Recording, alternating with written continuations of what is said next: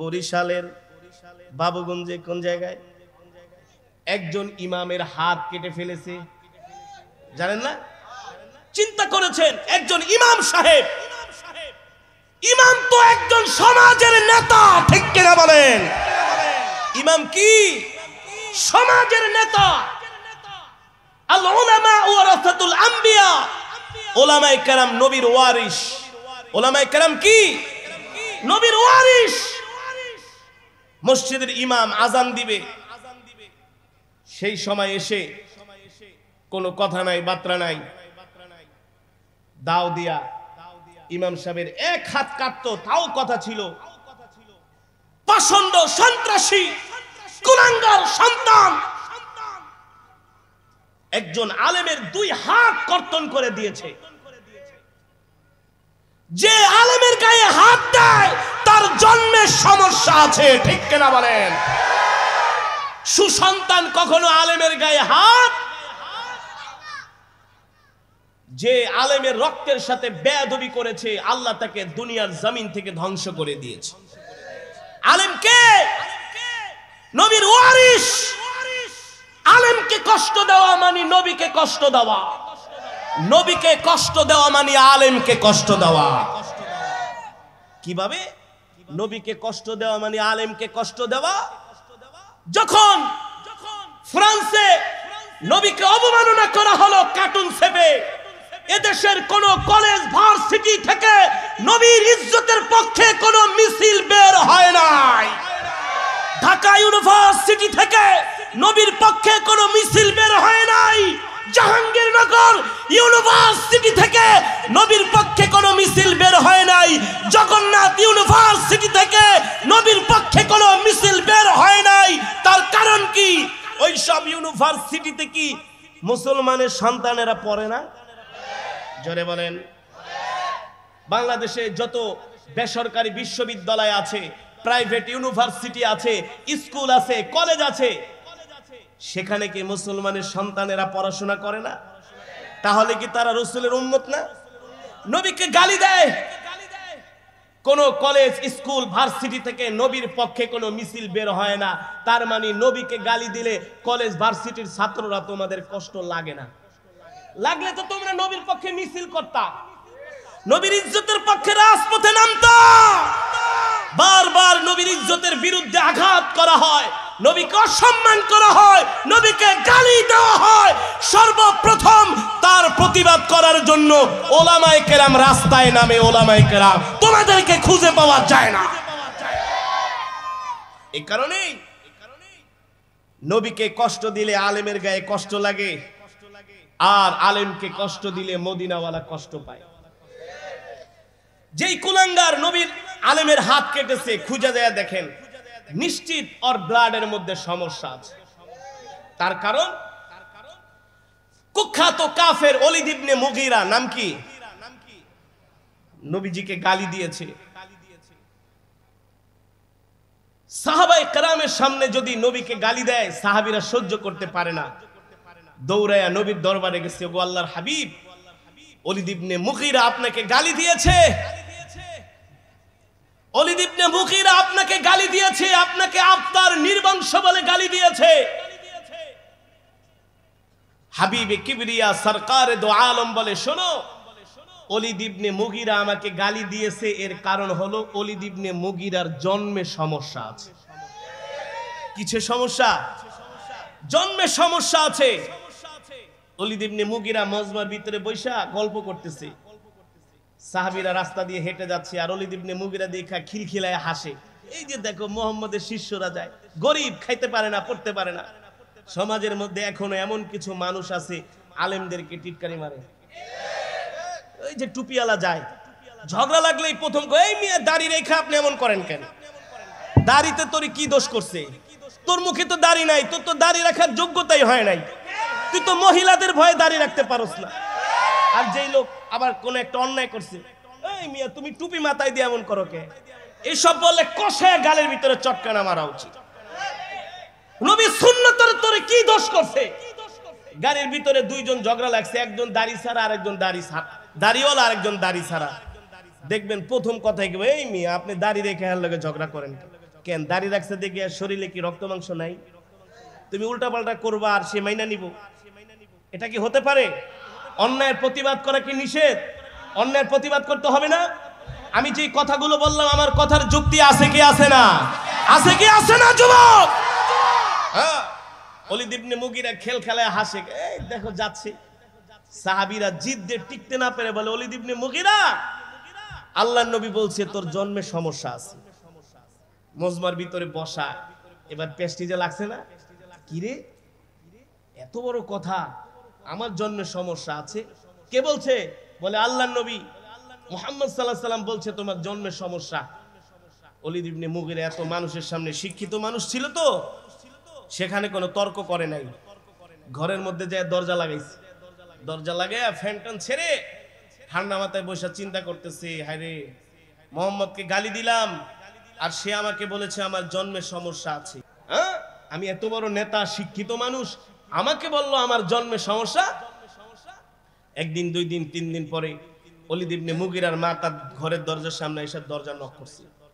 Walid, তালহিনা, Walid এদিকে আসো। Walid ইবনে মুগীরা মাথা নিচু করে রাখছে, চোখে পানি, চেহারায় বিষণ্ণতার ছাপ। 3 দিন পর্যন্ত খায় না। বলে লিমা তাবকি ইয়া ওলীদ, কান্না করছো কেন, মন খারাপ? ওলীদ ইবনে মুগীরা বলে আম্মা জান, মন খারাপ তো আপনার জন্য। বলে আমি কি করেছি? বলে আম্মা জান সত্যি করে একটা কথা বলবেন? বলে কি কথা? আম্মা জান আমাকে আমাদের আল আমিন মুহাম্মদ বলেছে আমার নাকি জন্মে সমস্যা আছে। ওলীদ ইবনে মুগীরার মা বলে বাবা তুমি কি মুহাম্মদের সাথে বেয়াদবি করেছো? ওলীদ ইবনে মুগীরা বলে আম্মা জান আমি মুহাম্মদকে গালি দিয়েছি। ওলীদ ইবনে মুগীরার মা বলে এটা তুমি কি করেছো?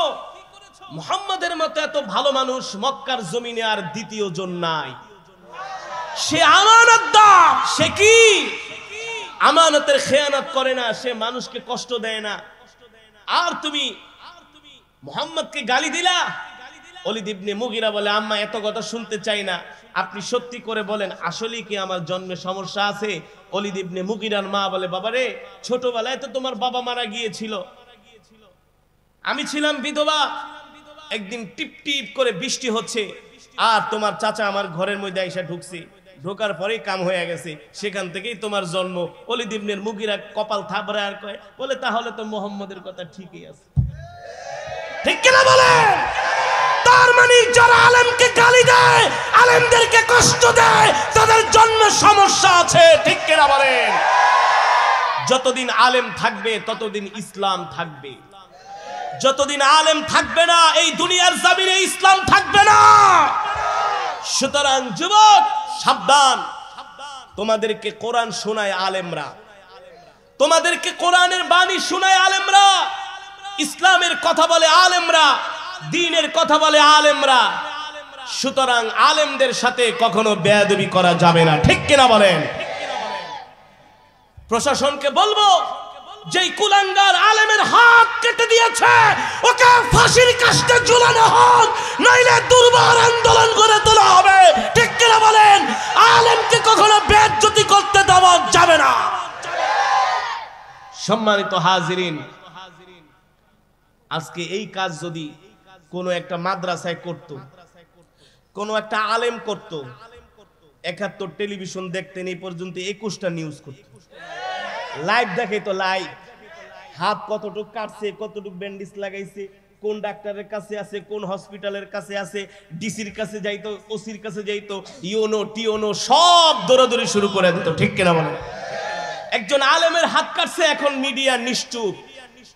মিডিয়া কি? নিশ্চুপ। তোমাদের দরকার নাই, আলেমদের পক্ষে আল্লাহ আছে।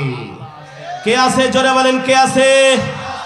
এই কারণেই মুসলমান, যে কোরআনের তেলাওয়াত আমি আপনাদের সামনে করেছি, আল্লাহ রাব্বুল আলামিন বলছেন ওয়া ইযা তুলিয়াত আলাইহিম আয়াতুহু যাদাতুহুম ঈমানা। কোরআনে মাজিদের তেলাওয়াত শুনলে ঈমান বৃদ্ধি পায়। আর নবীর হাদিস, হাবিব কিবরিয়া বলেন ইযা বুদিআল মাইয়িতু ফি কবরিহি জাআল কুরআনু ইনদা রাসিহি। এই দুনিয়ার জমিনে যে আল্লাহর কোরআনকে মহব্বত করবে, আল্লাহর কোরআনকে ভালোবাসবে, ওই ব্যক্তি যখন ইন্তেকাল করবে, তাকে যখন গোসল করানোর জন্য নিয়ে যাবে, আত্মীয় স্বজন কান্না করবে। গোসল করিয়ে যখন একেবারে ঘর থেকে বের করবে, জনমের বিদায় দিয়ে দিবে, চাইলেও সে আর কোনোদিন তার ঘরে ফিরে যেতে পারবে না। পারবে? জোরে বলেন। চাইলেও সে তার ঘরে ফিরে যেতে পারবে না। যখন তাকে জানাজার জন্য নিয়ে যাওয়া হবে, জানাজা দেওয়া হবে, জানাজা পড়িয়ে যখন তাকে গোরস্থানের দিকে একেবারে জনমের বিদায় দেওয়া হবে, আত্মীয় স্বজন কান্নাকাটি করবে, সন্তান বাবা বাবা বলে চিৎকার করবে, স্ত্রী দূর থেকে আঁচল দিয়ে মুখ ঢাকবে আর প্রাণের স্বামী বলে বলে ডাকবে। সন্তান বাবার জন্য কান্না করবে, মা তার সন্তানের জন্য কান্না করবে, বাবা তার সন্তানের জন্য কান্না করবে। যতই কান্না করুক না কেন, যতই কান্না করুক না কেন, একবার যেই বিদায় দেওয়া হয়েছে, ওই বিদায় থেকে আর কোনোদিন ফিরে আসতে পারবে না। ঠিক কিনা বলেন? যখন তাকে কবরের মধ্যে শোয়ানো হবে, তার সাথে তো আল্লাহর কোরআনের সম্পর্ক ছিল। গভীর রজনীতে কোরআন কারীমের তেলাওয়াত করত। কোন মজমায় কোরআনের তেলাওয়াত হলে আগে আগে দৌড়িয়ে যেত। কোন পোস্টারের মধ্যে কারি সাহেবের নাম দেখলে দৌড়ায় দৌড়ায় আসতো, অমুক দিন আল্লাহর কোরআনের তেলাওয়াত শুনবো। আল্লাহু আকবার। জোরে বলেন আল্লাহু আকবার। আমি যখন তেলাওয়াত শুরু করলাম, অনেক যুবক, অনেক মুসলমান দৌড়ায়া দৌড়ায়া কোরআনের মজমার দিকে আসতেছিল। ঠিক কিনা বলেন? এ যুবক, তুমি তো কোনো গান শোনার জন্য দৌড়ায় আসো নাই, তুমি তো কোনো সিনেমা দেখার জন্য দৌড়ায় আসো নাই, তুমি তো কোনো যাত্রার মঞ্চে দৌড়ায় আসো নাই, তুমি আল্লাহর কোরআনে কারীমের তেলাওয়াত শোনার জন্য দৌড়ায় আসছো। তুমি মনে রেখো, শুধু কোরআনের মজমায় দৌড়ায় দৌড়ায় আসো নাই, তুমি আল্লাহর জান্নাতের টিকিট নেওয়ার জন্য আসছো। আল্লাহু আকবার। কিসের টিকিট? আল্লাহর জান্নাতের টিকিট নেওয়ার জন্য আসছো। এবার যখন ওই মুর্দারকে কবরের মধ্যে শোয়ানো হবে, সবাই দোয়া পড়বে, মিনহা খলাকনাকুম ওয়া ফিহা নুঈদুকুম ওয়া মিনহা নুখরিজুকুম তারাতান উখরা। সবাই দোয়া পড়বে আর মাটি দিবে, সবাই দোয়া পড়বে আর মাটি দিবে। কবরের মধ্যে বাঁশের সামিয়ানা বিছিয়ে দেওয়া হবে, কলার পাতা দিয়া কবরের উপরে ঢেকে দেওয়া হবে। এক এক করে কবরের মধ্যে সবাই মাটি দিতে থাকবে। মাটি দিতে দিতে কবরটা স্তূপ হয়ে যাবে। যখন মাটি দেওয়া শেষ, এক এক করে আত্মীয় স্বজন যার যার গন্তব্যে পৌঁছে যাবে। ওই গোরস্থানে আর কেউ থাকবে না, ওই গোরস্থানে আর কেউ খবরও নিবে না। এবার কবরের মধ্যে মুর্দারকে শোয়ানো হয়েছে, অন্ধকার কবর, নাই কোনো বাতি, নাই কোনো সাথী, নাই কোনো দরজা, নাই কোনো জানালা। একবার চিন্তা করে কি বিভীষিকাময় দৃশ্য। ও যুবক, এমন কঠিন পরিস্থিতির সম্মুখীন তুমি হবা। তোমার আশেপাশে কত বন্ধু বান্ধব সব সময় থাকতো, তোমার সাথে ঘুরতো, তোমার সাথে আড্ডা দিত, খেলাধুলায় যাইতো, সব সময় তোমার গাড়ির পাশের সিটে তোমার পাশে বসতো। তুমি অন্ধকার কবরের যাত্রী হয়ে গেছো। ওই সময় তুমি তোমার পাশে কাউকে পাবে না, একমাত্র আল্লাহ ছাড়া। ঠিক কিনা বলি? এবার কবরের মধ্যে শোয়ানো, মুনকার নাকির ফেরেশতারা আসছেন সওয়াল করার জন্য। ফেরেশতারা এসে পায়ের কাছে দাঁড়িয়েছেন, চতুর্পাশে দাঁড়িয়েছেন তাকে সওয়াল করার জন্য। কিন্তু সে তো দুনিয়ার জমিনে আল্লাহর কোরআনকে মহব্বত করেছে, আল্লাহর কোরআনকে ভালোবেসেছে। কেউ যদি কোরআনের বিরুদ্ধে কথা বলেছে, তার অন্তরের মধ্যে আগুন জ্বলে গিয়েছে। কেউ যদি আলেমকে গালি দিয়েছে, সহ্য করতে পারে নাই। কেউ যদি নবীর অবমাননা করেছে, সহ্য করতে পারে নাই। নবীর ইজ্জত রক্ষার জন্য রাজপথে নেমে গেছে। আল্লাহর কোরআনকে এমন করে মহব্বত করত, কোরআনে কারীমের তেলাওয়াত শুনে চোখ দিয়া পানি ঝরাইতো, পাথরের মতো হৃদয়টা মোমের মতো গলে যেত। যখন মুনকার নাকির ফেরেশতারা তাকে সওয়াল করার জন্য প্রথম সওয়াল জিজ্ঞেস করবে, আর আল্লাহর কোরআন যায় তার মাথার সামনে দাঁড়ায় যাবে। আল্লাহু আকবার। কে দাঁড়াবে? জোরে বলেন কে? ওই কবরের মধ্যে কেউ যেতে পারবে না, কারো যাওয়ার পারমিশন নাই, একমাত্র আল্লাহর কোরআন ছাড়া। আল্লাহু আকবার। ফেরেশতারা জিজ্ঞেস করবে, মার রব্বুকা ওয়া মান দীনুকা ওয়া মান নাবিয়ুকা। আল্লাহর কোরআন বলবে, ফেরেশতারা থামো। ফেরেশতারা বলবে, কেন থামবো? আল্লাহ তো আমাদেরকে সওয়াল করার জন্য কবরে পাঠাইছে। আল্লাহর কোরআন বলবে, না না না, ও ফেরেশতারা কোনো সওয়াল করতে পারবে না, আমার বন্ধুকে কোনো কষ্ট দিতে পারবে না।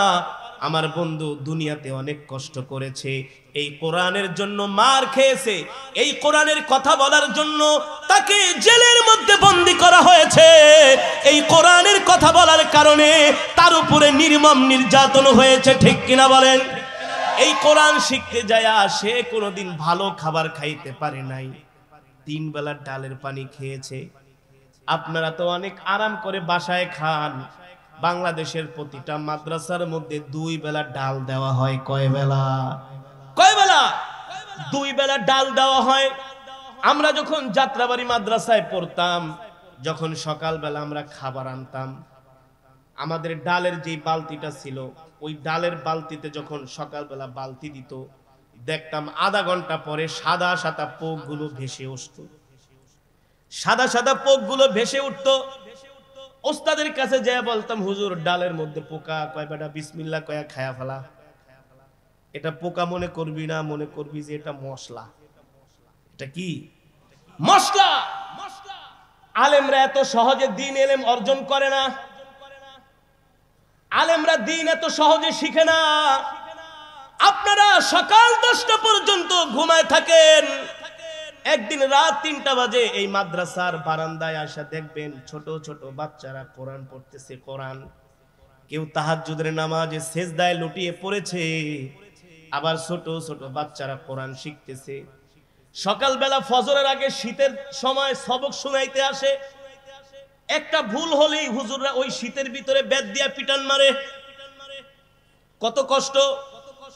আমরা যখন সকাল হেফজ পড়তাম শীতের দিনে, ওস্তাদ এসে একবার শুধু নক করত, বেত দিয়া টেবিলের উপরে একবার বাড়ি মারত, 2 বার বাড়ি মারত, 3 বার বাড়ি মারত, 4 বার আর বাড়ি মারার সময় নাই, যায় বেত দিয়া এমন পিটান পিটাইতো, কম্বল নিয়া তোষক নিয়া লাভ দিয়া মাঠের ভিতরে পড়ে যেতাম, এমন পিটান পিটাতো।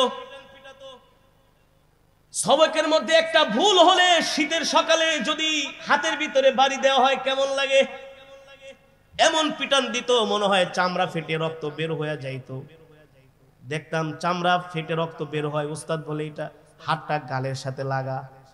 গালের সাথে লাগাইতাম আর চোখ দিয়া পানি পড়তো। এত কষ্ট, এত কষ্ট। আল্লাহকে বলতাম, আল্লাহ তোমার কোরআন শিখার জন্য আসছি, যতই কষ্ট হোক না কেন আল্লাহ এই কোরআন থেকে দূরে সরায় দিও না। আপনারা মনে করেছেন একজন আলেম এমনি আলেম হয়? আরে না না, একজন আলেম এমনি আলেম হতে পারে না। একজন আলেম হতে হলে আল্লাহ তাআলার পক্ষ থেকে কবুলিয়াত থাকতে হয়, ঠিক কিনা বলেন? এই ওহির জ্ঞান আল্লাহ সবাইকে দেয় না। সবাই চাইলেই আল্লাহর কোরআন মুখস্থ করতে পারে না। তারাই আল্লাহর কোরআন মুখস্থ করতে পারে যাদেরকে আল্লাহ তাআলা মনোনীত করেছেন, ঠিক কিনা বলেন? কি করেছেন?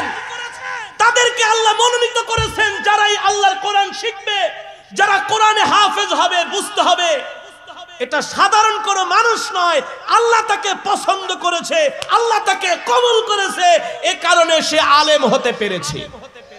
কত কোটি কোটি টাকার মালিকের সন্তানেরা আমাদের সাথে মাদ্রাসায় ভর্তি করেছে। সকালবেলা 4টা করে ডিম খাইতো। কয়টা করে? দুপুরে দুধ, রাত্রে দুধ। মুরগি খেতে খেতে একেবারে ফার্মের মুরগির মতো মোটা হয়ে গেছে। শুক্রবার যেদিন ছবি না দাঁড়াইতাম, এক পারাও পড়তে পারতো না। এত খাইলে কি পড়তে পারে নাকি? আরে মোটা শরীরে কি পড়া হয় নাকি? এক পারাও পড়তে পারে না। আর যেই ছাত্ররা ডাইলের পানি খাইতো আর মায়ের খাইতো, সপ্তাহে কোনোদিন 10টা টাকাও খরচ করতে পারতো না, আবার এক দাঁড়ানে 10 পারা পড়তো। কয় পারা পড়তো? 10 পারা পড়তে এত সোজা না, হাফেজ হওয়া, আলেম হওয়া এত সোজা না। আপনারা মনে করেন মাদ্রাসায় পড়লে আলেম হয়ে যায়, না না, এটা ওহির জ্ঞান, এটা আল্লাহর জবানের কালাম। আল্লাহ অপাত্রে কুপাত্রে কখনো তার কালামকে রাখে না, ঠিক কিনা বলেন? হ্যাঁ, আল্লাহ যাদেরকে ভালোবাসে তাদেরকে আল্লাহ দ্বীনের ইলম শিক্ষা করার তৌফিক দেয়। এই কারণেই তো আলেমরা যখন দ্বীনের কাজ করবে, আপনারা আলেমদেরকে সহযোগিতা করবেন। কি করবেন? সহযোগিতা করবেন। আল্লাহ নবী কোরআনের দাওয়াত দিয়েছেন, সাহাবায়ে কেরাম নবীকে সহযোগিতা করেছে। জোরে বলেন, করেছে না? এই কারণে বাবা যেটা বলতেছিলাম, ওই মুর্দারকে যখন কবরের মধ্যে শোয়ানো হবে, ফেরেশতারা সওয়াল করবে। আল্লাহর কোরআন বলবে কোনো প্রশ্ন করা যাবে না।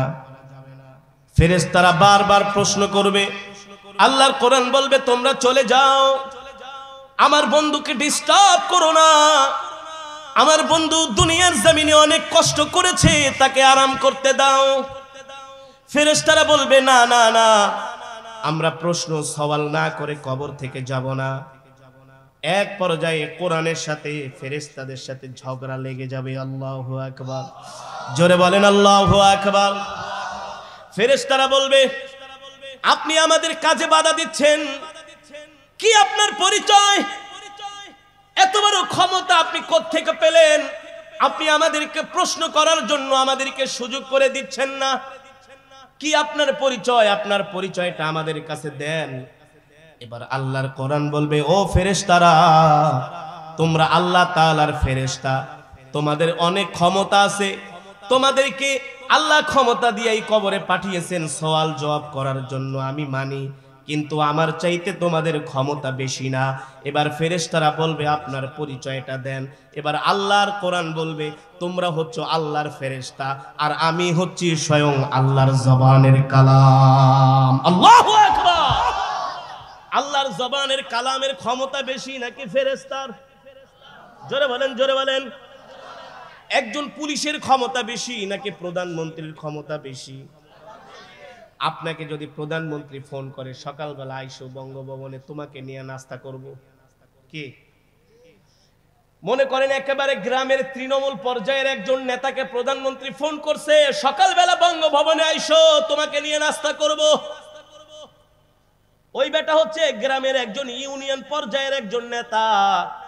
প্রধানমন্ত্রীর ফোন পাইলে তার আর স্যান্ডেলেরও খবর থাকবো না, থাকবো, দৌড় শুরু করব। স্ত্রীকে দেখাবো, দেখো দেখো প্রধানমন্ত্রী তার পার্সোনাল ফোন থেকে আমাকে ফোন করছে, ঠিক কিনা বলেন? সকালবেলা বঙ্গভবনের সামনে যাবে, এসএসএফ এর লোকেরা, ডিআইজির লোকেরা, এনএসআই এর লোকেরা তার চেহারার দিকে তাকাইবার করবে, বেটা তোর চেহারায় তো বোঝা যায় না প্রধানমন্ত্রী তোরে। কিন্তু আসলে ফোন করেছে সে হচ্ছে তৃণমূল পর্যায়ের গ্রামের একজন নেতা, ঠিক কিনা বলেন? পুলিশরা তাকে প্রথমে ঢুকতে দিবে না। যখন প্রধানমন্ত্রীর তরফ থেকে একটা কার্ড শো করা হবে, পাস, কি এই যে দেখো এটা প্রধানমন্ত্রীর পাস, এই পাস দেখানোর পরে পুলিশের বাবারও ক্ষমতা নাই তাকে আটকায়া রাখবে, ঠিক কিনা বলেন? বুঝতে পেরেছেন? এ কারণে বাবা যদি জান্নাতে যেতে হয় আল্লাহর কোরআনের পাস লাগবে, ঠিক কিনা বলেন? আল্লাহর কোরআনকে আঁকড়ে ধরতে হবে, আল্লাহর কোরআন অনুযায়ী আমাদের জীবনকে পরিচালনা করতে হবে। এবার ফেরেশতারা কোনো পাত্তা পেল না, কবরে কোনো চান্স পেল না, সওয়াল জবাব করার জন্য ফেরেশতারা চলে গেল। আল্লাহ হাসরের মাঠ কায়েম করবে। ইয়াউমা ইয়াফিরুল মারউ মিন আখিহি ওয়া উম্মিহি ওয়া আবিহি ওয়া সাহিবাতিহি ওয়া বানিহি লিকুল্লি ইমরিইন মিনহুম ইয়াউমা ইযিন শা'নুন ইউগনি। আল্লাহু আকবার। আল্লাহ হাসরের মাঠ কায়েম করবে, সব মানুষগুলো ইয়া নাফসি ইয়া নাফসি বলবে, পয়গম্বররা পর্যন্ত ইয়া নাফসি বলবে। এই দুনিয়ার জমিনে যার সাথে আল্লাহর কোরআনের সম্পর্ক থাকবে, আল্লাহর কোরআন বলবে বন্ধু তুমি চিন্তা করো না, তুমি শুধু আমার সাথে হাঁটো। আল্লাহু আকবার। আল্লাহর কোরআন তার হাত ধরে ধরে মিজানের পাল্লার কাছে নিয়ে যাবে। মিজানের পাল্লার দায়িত্বে যে ফেরেশতারা আল্লাহর কোরআনকে দেখা সেলুট মারে কবো, যাওগা, তোমার নেক আমল পাল্লায় দেওয়ার কোনো প্রয়োজন নাই, কারণ তোমার সাথে আছে কে? আল্লাহর কোরআন। কে আছে? জোরে বলেন, কে আছে? মিজানের পাল্লার কাছে যাবে, জাহান্নামের গেটের কাছে যাবে, জাহান্নামের ফেরেশতারা বলবে যাও, তোমার সাথে আল্লাহর কোরআন আছে। এবার যখন পুলসিরাতের কাছে যাবে, পুলসিরাত দেখে ওই মুর্দার ভয় পেয়ে যাবে, ওই কবরবাসী ভয় পেয়ে যাবে, হায় রে এই পুলসিরাত আবার পার হব কিভাবে? চুলের চাইতে চিকন, হীরার চাইতে ধার, 1000-এর মধ্যে 999 জন ওই পুলসিরাত থেকে ছিটকে জাহান্নামে পড়ে যাবে। ভয় পেয়ে যাবে। আল্লাহর কোরআন বলবে ভয় পেও না ও বন্ধু, ভয় পেও না, চিন্তা করো না, টেনশন করো না। আল্লাহর কোরআন তার হাত ধরে সেকেন্ডের মধ্যে পুলসিরাতের পুল পার করে দিবে। আল্লাহু আকবার। কবরের ঘাটি থেকে আল্লাহর কোরআন তাকে বাঁচায় দিল, জাহান্নামের দরজা থেকে আল্লাহর কোরআন তাকে বাঁচায় দিল, মিজানের পাল্লার কাছ থেকে আল্লাহর কোরআন তাকে বাঁচায় দিল। এবার পুলসিরাতের পোল তাকে পার করে দিল। আল্লাহর জান্নাতে যাওয়ার জন্য এখন আর তার কোনো বাধা থাকবে না। এবার যখন আল্লাহ তার জন্য যেই জান্নাত করে রেডি করে রেখেছেন, এই জান্নাতের মধ্যে তাকে ঢুকানো হবে। ওই জান্নাতি আল্লাহর কোরআনের দিকে তাকায় বলবে, কি আপনার পরিচয়? আপনাকে যদি আমি এই কবরের মধ্যে না পাইতাম তাহলে তো আমি অনেক বড় বিপদে পড়ে যেতাম। আপনি আমাকে এত বড় সাহায্য করেছেন, এত বড় উপকার করেছেন, এত সুন্দর জান্নাত পর্যন্ত আমাকে পৌঁছে দিয়েছেন। কি আপনার পরিচয়? কোথায় আপনার বাড়ি? কোথায় আপনার ঘর? আল্লাহর কোরআন বলবে, বন্ধু তুমি মনে করে দেখো, গভীর রজনীতে উঠে শীতের মধ্যে ঠান্ডা পানি দিয়া ওযু করে ফজরের নামাজ আদায় করেছো, আল্লাহু আকবার। মসজিদের কোনায় বসে সূরা ইয়াসিনের আমল করেছো। শীতের মধ্যে মাইলকে মাইল হেঁটে হেঁটে ওয়াজ মাহফিলে যে কোরআনের তেলাওয়াত শুনেছো, কোরআনের বয়ান শুনেছো। আল্লাহ কোরআনের মধ্যে যেটা নিষেধ করেছে সেটা তুমি করো নাই, আর আল্লাহ যেটা করার জন্য বলেছে তুমি তোমার জান মাল সব কিছু দিয়া সর্বোচ্চ চেষ্টা করেছো। আল্লাহু আকবার। ও বন্ধু, দুনিয়ার জমিনে তুমি আমাকে ভালোবাসার কারণে, আমাকে মহব্বত করার কারণে আজকে আমি কোরআন তোমাকে আল্লাহর জান্নাত পর্যন্ত পৌঁছে দিয়ে গেলাম। আল্লাহু আকবার। কোরআন তোকে জান্নাত পর্যন্ত পৌঁছে দিবে। এই কারণে যুবক, আমরা দুনিয়ার জমিনে যতদিন বাঁচবো আল্লাহর কোরআনের পক্ষে বাঁচবো, ঠিক কিনা বলেন? বাঁচবো তো বাঁচবো আল্লাহর কোরআন নিয়ে বাঁচবো, মরবো তো মরবো আল্লাহর কোরআন পড়তে পড়তে মরবো। রাজি আছি তো ইনশাআল্লাহ? রাজি আছি তো ইনশাআল্লাহ? আল্লাহর কোরআন যেটা করার জন্য নিষেধ করেছে, আল্লাহর কোরআন যেটা আমাদেরকে করার জন্য পারমিশন দেয় নাই, কোন নেতা যদি আমাকে করতে বলে, কোন নেত্রী যদি আমাকে করতে বলে, আমার মাও যদি করতে বলে, আমার বাবাও যদি করতে বলে, আল্লাহর কোরআন যেটা করার জন্য নিষেধ করেছে, জীবন চলে গেল সেটা করব না। রাজি আছেন তো ইনশাআল্লাহ? রাজি আছেন তো ইনশাআল্লাহ? আল্লাহর কোরআন আমাকে মিথ্যা কথা বলার পারমিশন দেয় নাই, দিয়েছে? আমরা তো এখন সেকেন্ডে সেকেন্ডে মিথ্যা কথার ফ্যাক্টরি নিয়ে আমরা চলি।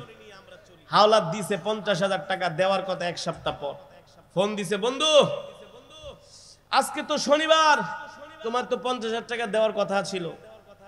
এই সাহেবতা বসে বসে চা খাইতেছে, কয় দোস্ত আরো আগে কেন ফোন দিলা না? আমি তো আধা ঘন্টা আগে বাসে ওইটা গুলিস্তানায় পড়ছি, অথচ সাহেবতা বসে রয়েছে। ঠিক কিনা বলেন? সমাজের মধ্যে তো এখন এমন এক সমস্যা দেখা দিছে, আপনি কাউকে যদি 5,000 টাকা হাওলাত দেন, আরো 500 টাকা দিতে হবে বাস কেনার জন্য। কি কেনার জন্য? বাস। এই যে 5,000 টাকা হাওলাত দিলাম আর 500 টাকা বেশি দিলাম, এটা দিয়ে তুমি বাস দিবা আমারে কয়দিন পর। টাকা হাওলাত দিছেন 5,000, চাইতে গেছেন। আগে টাকা নেওয়ার আগে আপনার ঘরে এসে বসে থাকতো, কি মিষ্টি মিষ্টি আলাপ না? 5,000 টাকা হাওলাত দিছেন, টাকা চাইতে গেলে সে ঘুমায়, তার মোবাইল বন্ধ, ফোন ধরে না, ফোন বিজি, গাড়িতে তেল থাকে না, মোটরসাইকেলের চাক্কা ঘুরে না। ঠিক করে বলেন? আমানতের খেয়ানত। আজকে আমাদের লেনদেন এত খারাপ হয়ে গেছে, মুসলমান আমরা কথায় কথায় মিথ্যা বলি, মানুষকে ঠকাই, মানুষের সাথে ধোঁকাবাজি করি, ঠিক কিনা বলেন? আল্লাহর কোরআন কি এই সমস্ত গর্হিত কাজ করার জন্য আমাদেরকে পারমিশন দিয়েছেন? জোরে বলেন, দিয়েছেন? দেন নাই। সুতরাং আল্লাহর কোরআন আমাদেরকে কি শিখাচ্ছেন? তুমি যদি জান্নাতে যেতে চাও, কোনো মিথ্যা কথা বলা যাবে না, আমানতের খেয়ানত করা যাবে না, মানুষের মনে কষ্ট দেওয়া যাবে না, মানুষকে ধোঁকা দেওয়া যাবে না, ঠিক কিনা বলেন? রাজি আছেন তো ইনশাআল্লাহ? যেই কথাগুলো বললাম এই কথাগুলো আমল করার জন্য রাজি আছেন তো ইনশাআল্লাহ? আল্লাহ আমাদের সকলকে কবুল করুন বলি আমিন। যে মাদ্রাসার উদ্যোগের মাহফিল, এই মাদ্রাসার সাথে সম্পর্ক রাখবেন, সন্তানদেরকে ভর্তি করাবেন, সন্তানদেরকে আলেম বানাবেন। আপনি নিজে যদি একজন হাফেজে কোরআনের বাবা হন, আপনার সন্তান আপনাকে হাসরের মাঠে সুপারিশ করে আল্লাহর জান্নাত পর্যন্ত পৌঁছে দেবে। সুবহানাল্লাহ বলেন। আপনি যদি আপনার সন্তানকে আলেম বানান, আপনার সন্তান আপনার নিজের জানাজা পড়বে, এর চাইতে আর খুশির খবর হতে পারে? আপনার কবরের কাছে দাঁড়ায় দোয়া করবে, রব্বির হামহুমা কামা রব্বায়ানি সগীরা, রব্বির হামহুমা কামা রব্বায়ানি সগীরা। আরে ভাড়া করে আলেম এনে দোয়া করানো আর নিজের সন্তান দোয়া করা, আকাশ আর জমিন পর্যন্ত পার্থক্য, ঠিক কিনা বলেন? সন্তান তো যেখানেই থাকুক না কেন, আমেরিকায় যদি থাকে, অস্ট্রেলিয়ায় যদি থাকে, সুইজারল্যান্ড জার্মানিতেও যদি থাকে, বাবার কথা মনে পড়লে চোখ দিয়ে অকপটে পানি চলে আসবে। আসবে কি আসবে না? আর ইমাম সাহেবের টাকা যত বেশি দিবেন দোয়া তত লম্বা হবে, টাকা কম দিবেন দোয়া কম হবে, এটাই বাস্তবতা, ঠিক কিনা বলেন? এ কারণে নিজের সন্তানদেরকে আলেম বানাবেন। রাজি আছেন তো ইনশাআল্লাহ? রাজি আছেন তো ইনশাআল্লাহ? কন্যা সন্তানদেরকে মাদ্রাসায় পড়ায় আলেমা বানাবেন, কোরআন হাদিস শিখাবেন। আজকে সমাজের ভিতরে এত ধর্ষণ, এত পরকীয়া, আজ পর্যন্ত কোনোদিন শুনছেন যে কোনো মহিলা মাদ্রাসার ছাত্রী পরকীয়া করে ধরা গেছে? শুনছেন? পাবেন না। কারণ আল্লাহর কোরআনের শিক্ষা তাদের মাঝে আছে। যদিও দুই একটা অঘটন দুর্ঘটনা ঘটতেই পারে, কারণ তারাও তো মানুষ, তারাও তো কি? আজকে শুধু আমরা আলেমদের দোষ খোঁজার জন্য বসে থাকি।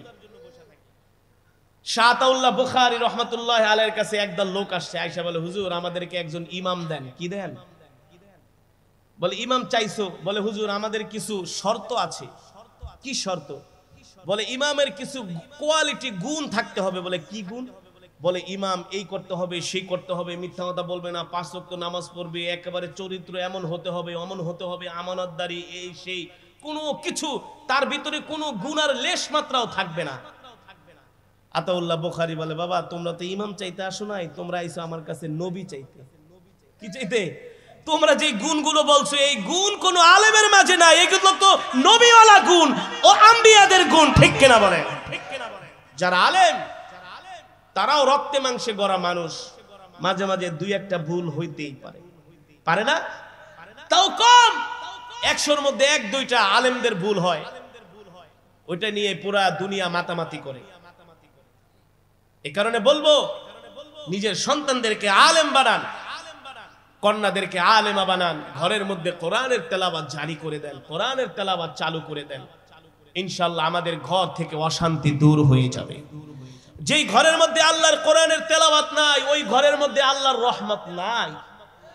সকালবেলা হইলেই টিভিটা ছাইরা রবীন্দ্রসঙ্গীত শুরু করে দেয়, গান শুরু করে দেয়। না, মুসলমানের ঘরে সকালবেলা গান চলতে পারে না। মুসলমানের ঘরে সকালবেলা শুরু হবে আল্লাহর কোরআনের তেলাওয়াত দিয়ে। কি দিয়ে? কোরআনের তেলাওয়াত দিয়ে। আমরা আমলি জিন্দেগি গঠন করব, নিজেরা কোরআন পড়ব, সন্তানদেরকে কোরআন শিখানোর জন্য আমরা তাকিদ দিব, ঘরওয়ালিদেরকে আমরা কোরআন শিখাবো। সকালবেলা ফজরের পরে সবাই প্রত্যেকটা রুম থেকে আল্লাহর কোরআনের তেলাওয়াত হবে, সূরা ইয়াসিনের তেলাওয়াত হবে, সূরা ওয়াকিয়ার তেলাওয়াত হবে, সূরা মুলকের তেলাওয়াত হবে। এভাবে করে যখন আমাদের ঘর থেকে কোরআনের তেলাওয়াত জারি হয়ে যাবে, আমাদের ঘরগুলো আল্লাহর জান্নাতের বাগানে পরিণত হবে, ঠিক কিনা বলেন? আল্লাহ তাআলা আমাদের সকলকে আল্লাহর কোরআন পড়া, আল্লাহর কোরআন বোঝা, আল্লাহর কোরআন অনুযায়ী আমাদের জিন্দেগিকে পরিচালনা করা, গঠন করার তৌফিক দান করুন বলি আমিন। আরো জোরে সরে বলি আমিন। এই মাজমা, এই মাহফিলকে আল্লাহ কিয়ামত পর্যন্ত কবুল করুন বলি আমিন। আগামীকালও এখানে মাহফিল হবে। আজকে তো আশেপাশে অনেক মাহফিল থাকার কারণে অনেকে আসে নাই। আপনারা আগামীকালকে 1 জন 10 জনকে দাওয়াত দিয়ে নিয়ে আসবেন। আগামীকালকের সমাপনী দিবসের মাহফিলকে আপনারা সাফল্যমণ্ডিত করবেন। কোরআনের মজমা এসে আপনারা শরীক হবেন। আল্লাহ আমাদের সকলকে হায়াতে তয়্যিবা দান করুন বলি আমিন।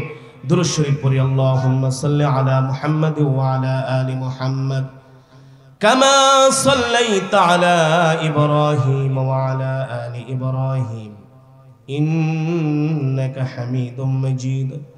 اللهم بارك على محمد وعلى آل محمد كما باركت على إبراهيم وعلى آل إبراهيم إنك حميد مجيد سبحان الله وبحمده سبحان الله العظيم اللهم آمين ربنا তুমি যদি সিনামা অবস্থায় আজরাইল যদি তোমার কাছে চলে আসে, তোমার কিন্তু উপায় নাই, খবরে আছে, ঠিক কিনা বলেন? আর যদি তোমাকে কোরআনের মজমায় দেখে, কোন জায়গায়? কোরআনের মজমায় বসে বসে তুমি কোরআন শুনছো, আজরাইলের এত বড় সাহস নাই যেই বান্দা আল্লাহর কালাম শুনবে তার সাথে আজরাইল খারাপ আচরণ করবে, তাকে কষ্ট দিবে, এত বড় দুঃসাহস আজরাইলের নাই, ঠিক কিনা বলেন? সে তো সরাসরি আল্লাহর কোরআনের সাথে তার সম্পর্ক রয়েছে, ঠিক কিনা বলেন? এ কারণে রাসূলের হাদিস, ইযা উদিআল মাইয়িতু ফি কবরিহি জাআল কুরআনু ইনদা রাসিহি।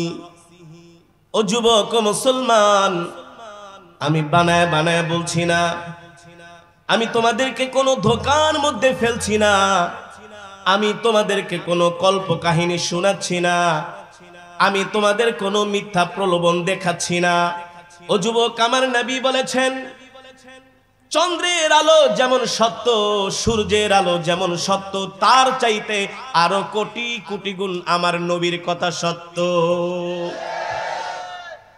আমার নবী 63 বছর জিন্দেগিতে কোনোদিন স্লিপ কেটে আমার নবীর জবান থেকে কোনোদিন একটা মিথ্যা কথা বের হয় নাই, ঠিক কিনা বলেন? সেই নবী বলছেন, ইযা উদিআল মাইয়িতু ফি কবরিহি জাআল কুরআনু ইনদা রাসিহি। যে এই দুনিয়ার জমিনে কোরআনকে ভালোবাসবে, যে এই দুনিয়ার জমিনে কোরআনকে মহব্বত করবে, যে এই দুনিয়ার জমিনে কোরআনের কথা অনুযায়ী তার জীবনকে পরিচালনা করবে, আল্লাহর গোলামি করবে, আল্লাহর হুকুম মেনে চলবে, আল্লাহর কোরআনকে ভালোবাসার কারণে সে যদি ইন্তেকাল করে, ওই কবরের মধ্যে কোরআন যে আলোকিত হয়ে যাবে। ও মুসলমান, আল্লাহ কোরআনের মধ্যে বলছেন, আমি বলি না, ইন্নামাল মুমিনুনা আল্লাযীনা ইযা যুকিরাল্লাহু ওয়াজিলাত কুলুবুহুম ওয়া ইযা তুলিয়াত আলাইহিম আয়াতুহু যাদাতুহুম ঈমানা। আরে মুমিন তো সে, ঈমানদার তো সে, যে কোরআনে কারীমের তেলাওয়াত শুনলে যার অন্তরের মধ্যে শান্তি লাগে, অন্তরের মধ্যে ভালো লাগে, দিলটা শান্তি হয়ে যায়, দিলের মধ্যে প্রশান্তি পায়, সেই হচ্ছে আল্লাহ তাআলার পেয়ারা বান্দা মুমিন ঈমানদার, ঠিক কিনা বলেন? যে যুবক কোরআন তেলাওয়াত শুনে চোখের পানি ফেলে আর বলে, আল্লাহ ও মালিক, এতদিন তোমার কোরআন থেকে দূরে ছিলাম, তোমার কোরআন কত সুন্দর, ও মালিক তোমার জবানের কালাম কত সুন্দর। একজন যুবক যখন আল্লাহর কোরআন শুনে তার হৃদয় তৃপ্ত হয়, তার দিলের মধ্যে শান্তি লাগে, পাথরের মতো হৃদয়টা মোমের মতো গলে যায়, তার চোখ দিয়ে পানি বের হয়, আল্লাহর কোরআন শুনে তার দিলের মধ্যে শান্তি পায়, এতে করে বোঝা যায় আল্লাহ তাকে কবুল করে নিয়েছে, ঠিক কিনা বলেন? আর কোরআনের আওয়াজ শুনলে যার খারাপ লাগে তার ঈমান নাই, কি নাই, কি নাই? ও যুবক, তোমাদেরকে মিসগাইড করে, তোমাদেরকে ইসলাম থেকে দূরে সরানোর জন্য চক্রান্ত ষড়যন্ত্র হচ্ছে, হচ্ছে কি হচ্ছে না? এদেশের মুসলমানদেরকে ইসলাম থেকে দূরে সরানোর জন্য হিন্দি সিনেমার মাধ্যমে, স্টার জলসার মাধ্যমে, জি বাংলার মাধ্যমে, ক্রিকেট খেলার মাধ্যমে, ফুটবল খেলার মাধ্যমে যত গুনাহের উপকরণ আছে, এই গুনাহের উপকরণ দ্বারা আমার দেশের যুবকদেরকে ইসলাম থেকে দূরে সরানোর জন্য চক্রান্ত চলছে। চলছে কি চলছে না? এমনকি শিক্ষার মধ্যেও, সিলেবাসের মধ্যেও ইসলামটাকে মাইনাস করার চক্রান্ত হচ্ছে, ঠিক কিনা বলেন? এগুলো হচ্ছে দেশের মুসলমানকে ইসলাম থেকে দূরে সরানোর জন্য। কিন্তু তারা জানে না যতদিন পর্যন্ত বাংলার জমিনে হক্কানি আলেম থাকবে ততদিন পর্যন্ত এদেশের মুসলমান কখনো ইসলাম থেকে দূরে সরবে না।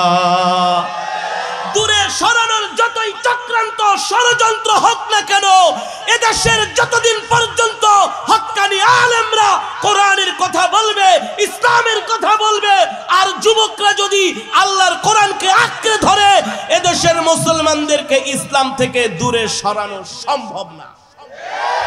যারা ইসলাম থেকে দূরে সরানোর জন্য চক্রান্ত করবে, আল্লাহ ওদেরকে দূরে সরায় দিবে, ঠিক কিনা বলেন? আজকে দেখেন এত ওয়াজ মাহফিল, এত হক্কানি আলেম, পীর, বুজুর্গ, বাংলাদেশে এত মাদ্রাসা, এত মসজিদ। বাংলাদেশের রাজধানীতে যত মসজিদ আছে, পৃথিবীর কোন রাজধানীতে এত মসজিদ নাই। ভারতে গিয়েছিলাম, এক সপ্তাহ পর্যন্ত আজানই শুনি নাই। কি শুনি নাই?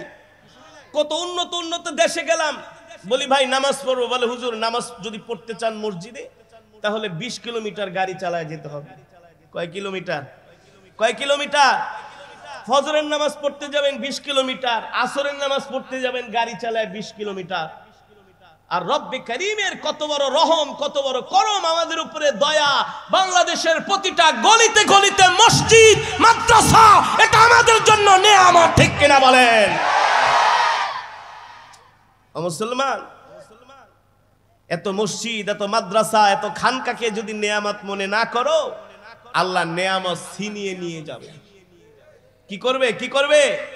ছিনিয়ে নিয়ে যাবে। এত ওয়াজ মাহফিল, তারপরে কি ধর্ষণ কমেছে? ধর্ষণ কমে নাই।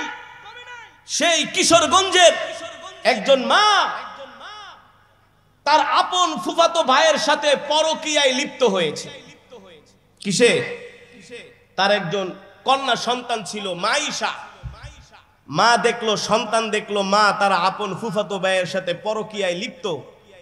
মা বারবার বাধা দিল, সন্তান কন্যা তার মাকে বাধা দিল, মা তুমি পরকীয়া করো না, ওয়ালা তাকরাবুজ জিনা ইন্নাহু কানা ফাহিশা। কন্যা তার মাকে বোঝানোর চেষ্টা করলো, মা তোমার স্বামী আছে, আমার বাবা আছে, তুমি আমার বাবা ছেড়ে যদি অন্য পরপুরুষের সাথে সম্পর্ক করো, এটা অবৈধ জিনা। এমন অবৈধ জিনা বাংলার ঘরে ঘরে আছে কিনা? স্টার জলসা, জি বাংলার মাধ্যমে শুধু আমাদের মা বোনদেরকে সকাল সন্ধ্যা তালিম দেওয়া হয় কিভাবে পরকীয়া করতে হয়, কিভাবে সংসার ভাঙতে হয়, ঠিক কিনা বলেন? মালয়েশিয়ায় গিয়েছি ওয়াজ করতে, একজন যুবক আইসা হাত ধরে কান্না করে দিছে, হুজুর আমার জন্য দোয়া করেন। কি হুজুর, আমার বাড়ি নরসন্দী মাধবদী থানায়, আজকে 8 বছর ধরে মালয়েশিয়াতে চাকরি করি, 12 থেকে 18 ঘন্টা হুজুর ডিউটি করে বাংলাদেশ থেকে যখন আসি, আসার সময় প্রাণের স্ত্রী বলল, গো স্বামী আপনি মালয়েশিয়াতে চলে যাবেন, আমি কিভাবে সময় কাটাবো, আপনি আমাকে সময় কাটার একটা ব্যবস্থা করে দেন। স্ত্রীর কথা শুনে হাওলাত করে স্ত্রীকে 15,000 টাকা দিয়ে একটা টেলিভিশন কিনে দিছি, আর একটা ডিশের লাইন আইনা দিচ্ছি। আমি কিন্তু কামই করছি। এখন আমার স্ত্রী রাত্রবেলা ফোন দিলে আমার সাথে কথা বলে না। কি গো, ফোন দেই কথা বলো না কেন? বলে রাখো, এখন স্টার জলসা দেখতেছি 10টার পরে। নাউজুবিল্লাহ বলেন, আরো জোরে নাউজুবিল্লাহ বলেন। ও মুসলমান, আজকে এই ঘরের মধ্যে টেলিভিশন না থেকে যদি কোরআনে কারীমের তেলাওয়াত হতো, ইন্নামাল মুমিনুনা আল্লাযীনা ইযা যুকিরাল্লাহু ওয়াজিলাত কুলুবুহুম وَإِذَا تُلِيَتْ عَلَيْهِمْ آيَاتُهُ زَادَتْهُمْ ঈমানা। এই কোরআনে কারীমের তেলাওয়াত হইলে, কোরআনে কারীমের তেলাওয়াত করলে, কোরআনে কারীমের তেলাওয়াত শুনলে ওই মা বোন কখনো পরকীয়ার মতো অবৈধ সম্পর্কে জড়াতো না। ঠিক কিনা বলে? ওই যুবক ফোন করে বলে 10টার আগে তোমাকে সময় দেওয়া। কেন যাবে না? বলে পাখিটাকি যা নাটক আছে 10টার পরে শেষ হইব, তারপরে তোমার সিরিয়াল। আরে গ্রামের মহিলা সারাদিন করছে কাজ, সন্ধ্যা থেকে রাত 10টা পর্যন্ত দেশে স্টার জলসা। এখন স্বামী ফোন দেয়, ফোন ধরে রাখো ঘুমাইতেছি। সারাদিন কাজ করছো, বুঝো না সারাদিন কাজ করছি, সন্ধ্যার সময় স্টার জলসা দেখছি। স্বামী বলে ওকে স্ত্রী আমি তো তোমার সাথে কথা বলার জন্য অপেক্ষা করছি। বলে কথাটা তার দরকার নেই, ঘুমাও। সারাদিন কাজ করে স্টার জলসা দেখে এখন আমি ক্লান্ত।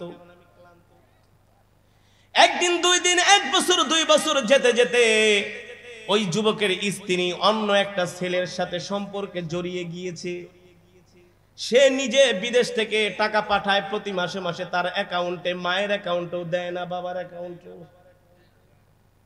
স্ত্রীর অ্যাকাউন্টে দেয়। কি পিরিত! স্ত্রীর অ্যাকাউন্টে টাকা দেয়। 2-3 বছর টাকা পাঠাইছে। একদিন স্বামী জিজ্ঞেস করলো কত টাকা পাঠাইছি। বলে এত হিসাবের দরকার নেই, একবারে দেশে আসো, হিসাব নিকাশ করে বুঝাই দিব। এ কথা কেন বলল? স্ত্রী স্বামীর সাথে ঝগড়ায় লিপ্ত হয়ে গেল। 2 দিন পরে ফোন দেয়, দেখে তার স্ত্রীর ফোন বন্ধ, পাশের বাড়ির ছেলের সাথে উদাও। 10 লাখ নিয়া, কত লাখ? জোরে বলেন কয় লাখ? 10 লক্ষ টাকা নিয়া উদাও হয়ে গেছে। এখন ওই যুবক বলে হুজুর আপনি আমাকে একটা তাবিজ দেন, আমি আপনার কোরআন তেলাওয়াত শুনি, আপনাকে মহব্বত করি। আমি বললাম যুবক রে, তুমি তোমার স্ত্রীকে টেলিভিশন কিনে দিয়েছো স্টার জলসা জি বাংলা দেখার জন্য। তুমি যদি টেলিভিশন কিনে না দিতা, স্টার জলসা জি বাংলা যদি না দেখতো, তুমি যদি তোমার স্ত্রীকে ফাজাইলে আমাল, ফাজাইলে সাদাকাত একটা কোরআন শরীফ যদি কিনা দিয়ে আসতা, আর যদি বলতা প্রাণের স্ত্রী প্রতি সপ্তাহে মাস্তুরাতের জামাতে যাবা, দাওয়াত ও তাবলীগের কাজ করবা, কোরআন তেলাওয়াত করবা, ফাজাইলে আমলের তালিম করবা, ঘরের মধ্যে সকাল সন্ধ্যা কোরআন পড়বা, তোমার স্ত্রী যদি আল্লাহর কোরআন পড়তো, দাওয়াত ও তাবলীগের সাথে জুড়ে থাকতো, খোদার কসম করে বলি কোনোদিন তোমার স্ত্রী অন্য ছেলের সাথে 10 লাখ টাকা নিয়ে ভাগতো না। ঠিক কিনা বলেন? এই কথা আমরা বললেই বলে মোল্লারা খারাপ, তারা আমাদেরকে একেবারে সেই আগের যুগে নিয়ে যাচ্ছে, বলে কি বলে না? তারা আমাদেরকে গোমরা বানাইতেছে। হ্যাঁ, আমরা উচিত কথা বললেই তো খারাপ। ঠিক কিনা বলেন? এই কারণেই তো ওই যে মাইশা কিশোরগঞ্জের করিমপুরে বিহান্ডা গ্রামে তার বাড়ি, মা তার ফুফাতো ভাইয়ের সাথে পরকিয়া করে, কন্যা তার মাকে বাধা দেওয়ার কারণে ওই কন্যাকে গলা কেটে হত্যা করেছে। ঠিক কিনা বলেন? এগুলো হচ্ছে আল্লাহর কোরআন থেকে দূরে সরে যাবার কুফর। ও যুবক, এর চাইতে আরো মর্মান্তিক ঘটনা